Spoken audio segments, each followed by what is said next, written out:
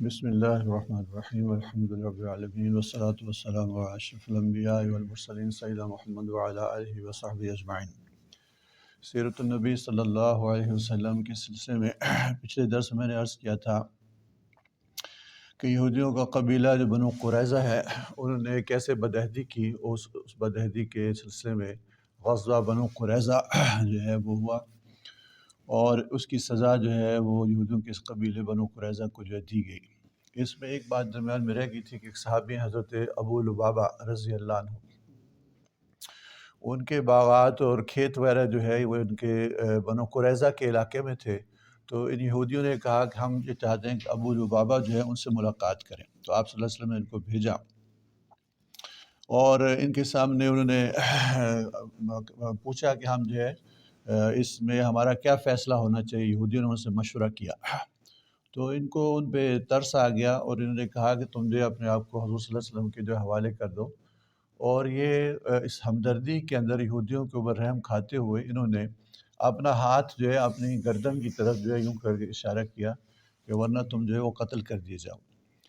اب یہ وہ ایسی بات تھی کہ اشارہ تو انہوں نے کر لیا، لیکن فوراً کو خیال آیا کہ میں نے ایک راز جو ہے وہ فاش کر دیا، اور اللہ اس کے رسول صلی اللہ علیہ وسلم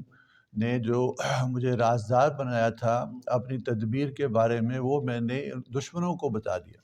تو اب اس بات کے اوپر اتنے شرمندہ ہوئے کہ خود آ کے جو ہے اپنے آپ کو حضور صلی اللہ علیہ وسلم سے ملے بغیر واپسی پہ مسجد نبی میں آ گئے، اور اپنے آپ کو جو ہے وہ ایک موٹی زنجیر سے ایک ستون کے ساتھ جو ہے باندھ لیا، اور اس بات کا عہد کر لیا کہ مجھ سے جو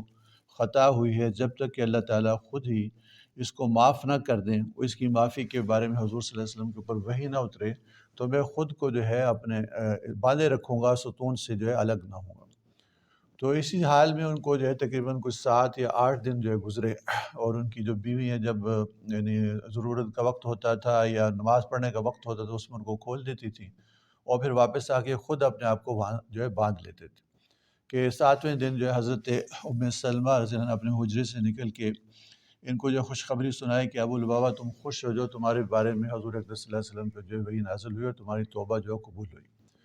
تو جب یہ بات سنی جو مسجد میں بیٹھے ہوئے صحابہ تھے تو انہوں نے چاہا کہ اٹھ کے جو ہے ان کو کھول دیں ستون سے، تو انہوں نے کہا نہیں، تم میں سے کوئی بھی مجھے نہ کھولے جب تک کہ حضور اکرم صلی اللہ علیہ وسلم خود نہ مجھے آزاد کریں، خود نہ کھولیں۔ تو حضور صلی اللہ علیہ وسلم درمیان میں فرمایا کہ ابو لبابہ جو ہے اس نے خود ہی اپنے بارے میں ایک فیصلہ کر لیا، اب تو اللہ ہی اس کے بارے میں فیصلہ کرے گا۔ اگر یہ اپنی غلطی کا اعتراف جو ہے آ کے مجھ سے کر لیتا اور میں اس کے لیے استغفار کرتا تو ہی اس کے لیے کافی ہو جاتا۔ تو 7ویں دن جب حضور اکرم صلی اللہ علیہ وسلم فجر کی نماز کے لیے تشریف لے گئے تو آپ صلی اللہ علیہ وسلم نے ان کو جو ہے اس ستون سے جو ہے وہ کھولا، اور پھر اپنی غلطی کی جو ہے اللہ تعالیٰ کے ہاتھ سے اس طرح سے انہوں نے جو ہے معافی چاہی۔ تو یہ تو غزوہ بنو قریظہ کا جو ذکر تھا، جس کی تفصیل جو ہم پچھلے یعنی درس کے اندر جو تفصیل سے اس کو جو ہے ذکر کر چکے ہیں۔ بنو قریظہ اور اس طرح سے غزوہ احزاب کے بعد جو احوال ہیں ان کے بارے میں تھوڑی سی عرض کرتے ہیں کہ اس دوران میں یعنی یہ 5 ہجری کے واقعات ہیں، اس کے بعد 6 ہجری کے اندر جو صلح حدیبیہ ہوئی، تو اس دوران میں بہت سارے غزوات اور سرایہ جو ہے چھوٹے چھوٹے یعنی ٹولیوں کی شکل میں کہیں 30 لوگ کہیں 100 لوگ جو ہے وہ آتے جاتے رہے۔ ایک سریہ حضور صلی اللہ علیہ وسلم نے ان لوگوں کی خبر لینے کے لیے، ان سے انتقام لینے کے لیے بھیجا جنہوں نے کہ 10 صحابہ کرام کو جو ہے وہ دھوکے سے بلا کے جو قتل کر دیا تھا، شہید کر دیا تھا۔ اور اس کے علاوہ حضور اکرم صلی اللہ علیہ وسلم جو ہے خود ایک غزوہ میں تشریف لے گئے کہ بنو مستلق ایک قبیلہ تھا، ان کے بارے میں یہ معلوم ہوا کہ ان لوگوں نے جو ہے مشرکین کے ساتھ جو ان کے حلیف تھے، یہ غزوہ احد میں بھی اور پھر غزوہ خندق کے اندر بھی انہوں نے مشرکین کی جو مدد کی تھی، اور اب یہ قبیلہ جو ہے باقی عرب قبائل کے ساتھ مل کے بذات خود بنو مستلق جو ہیں، جس کے سردار جو ہیں وہ حارث بن ابی زرار ہیں جو ام المومنین حضرت جویریہ رضی اللہ عنہ کے والد ہیں، تو یہ جو ہے وہ مسلمانوں پر جو ہے وہ حملہ آور ہونا چاہتے ہیں۔ جب حضور اکرم صلی اللہ علیہ وسلم کو اس بات کی خبر پہنچی تو آپ نے جو ہے پہلے تو ایک جاسوس کو بھیجا کہ ان کے احوال کا خبر یعنی پتہ کر کے آئیں، تو اس نے آ کے واقعی اس بات کی حقیقت کا جو ہے وہ اظہار کیا کہ یہ قبیلہ جو اس بات کی تیاری میں ہے کہ مدینے میں جو ہے مسلمانوں پر حملہ آور ہو۔ تو حضور اکرم صلی اللہ علیہ وسلم نے فرمایا کہ اس سے پہلے کہ ہم پہ حملہ آور ہوں، ہم خود جو ہے جا کے ان کی خبر لیں۔ تو ان کے اوپر جو ہے وہ حملہ کیا گیا، اور کوئی بہت بڑی اس کے اندر جو لڑائی نہیں ہوئی، بہت جلدی جو انہوں نے ہتھیار جو پھینک دیے، اور پھر ان کے قبائل جو تقریباً 100 گھرانے تھے ان کو قید کر کے جو مدینے میں لایا گیا، جن میں کہ حضرت جویریہ رضی اللہ عنہ بھی تھی۔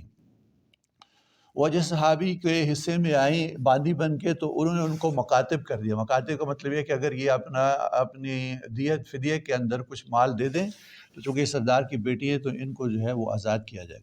تو یہ حضور اقدس صلی اللہ علیہ وسلم کی خدمت میں حاضر ہوں، جو آ کے عرض کیا ہے رسول اللہ صلی اللہ علیہ وسلم میں اس طرح مکاتب کر دی گئی ہوں، اور آپ جانتے ہیں کہ میں تو اس فدیہ دینے کے پوزیشن میں نہیں ہوں، اس حالت میں نہیں ہوں،